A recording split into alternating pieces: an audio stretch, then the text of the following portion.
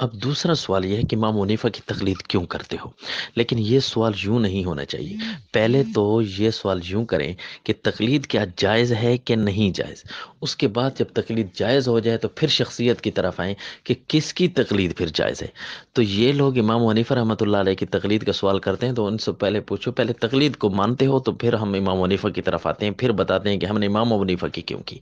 لیکن یہ تو سرے سے تقلید کے ہی منکر ہیں۔ تو ان کو کہو کہ پہلے یہ سوال کرو کہ تقلید کرنا جائز ہے کہ نہیں، پہلا حصہ۔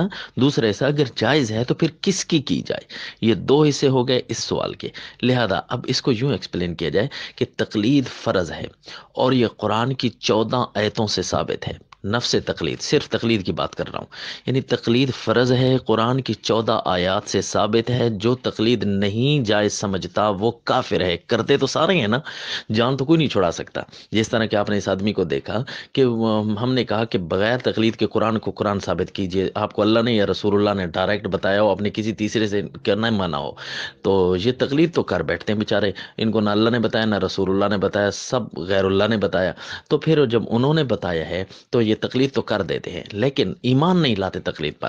تو ان کو کہیے جو تقلید مطلق کا انکار کرتا ہے، قرآن کی 14 آیتوں کا منکر ہو کر کافر اور مشرک قرار پائے گا۔ اس کی ایک دلیل میں دیتا ہوں تقلید کی، 14 بعد میں انشاءاللہ، صرف ایک، پھر 13 بات جائیں گی۔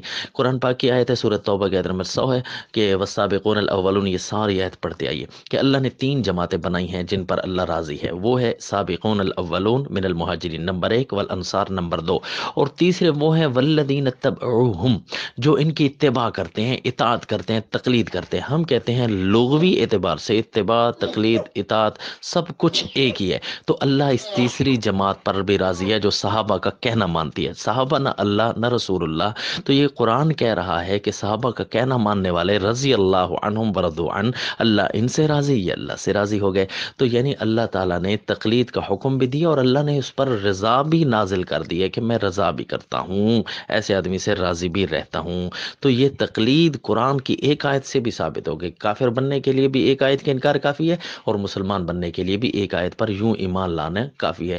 14 آیتیں تقلید پر موجود ہے، اب 13 بقایا ہوئی۔ یہ آپ کو فار ایگزامپل ایک دے دی ایمان لانے کے لیے، کہ ایمان ہونا چاہیے کہ تقلید فرض ہے اور اس کا انکار جو ہے کفر بنتا ہے۔